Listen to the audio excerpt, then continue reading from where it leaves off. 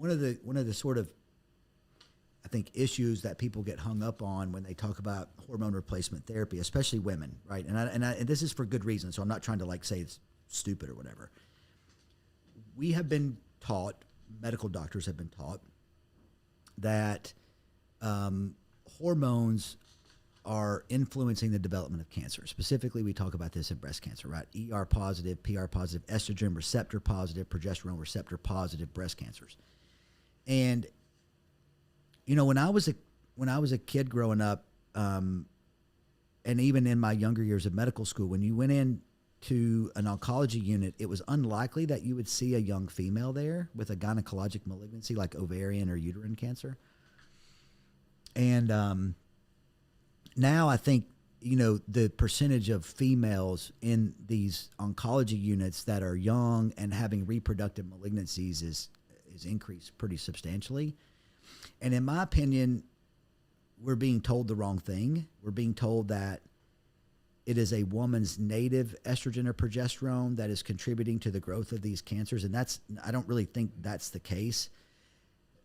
My suspicion is that we started to put women, young women, who are eating a really crappy diet, and that's causing them to have even more of an estrogen imbalance. Like 95% of women have a pattern called estrogen dominant anyway. Okay, so they're going to have a surplus of estrogen to their relative balance of progesterone, and so this pattern is so predominant, right? And so you take these young women who are eating a poor diet, they're already estrogen dominant, they start to have bad, crampy menstrual cycles, they have a relative deficiency of progesterone, and they take them to the family doctor, and the family doctor says, oh, here, you need to take this oral contraceptive pill.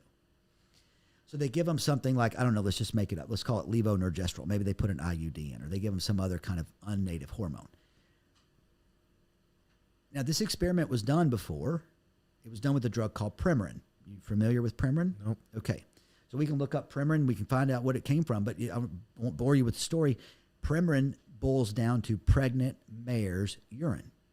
Okay, so we were taking pregnant horses, having them pee in a vat, boiling this water off of it, then taking the equine estrogens, which are not native to a, Homo sapien female body, putting them in women, and when they got strokes, blood clots, heart attacks, cancers, we said, oh my gosh, hormone replacement therapy must be bad. Well, no.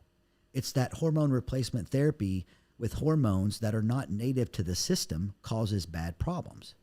Sort of sounds like a birth control experiment, doesn't it? Mm-hmm. We're using non-native hormones to control physiology. So what I think happens is not that native estrogen and progesterone are stimulating the growth of these cancers, but when you take a product like levonorgestrel, what I want to know is what 10 things is levonorgestrel broken down to by the liver, and then what are the subsequent biological actions of each of those byproducts? And that's a discussion that nobody really wants to have. Because to me, if we look back at the Premarin experiment, right, and listen, we just did this with the whole COVID dialogue, right? We just sat here and talked about how you look back retrospectively and this smells bad. So this smells bad to me too. So I don't advocate for hormonally based contraception in young women. I just don't think it's a good idea. What would be that? The pill? The pill. The pill? Yeah. Or an IUD that's a hormonal based IUD. Oh, okay.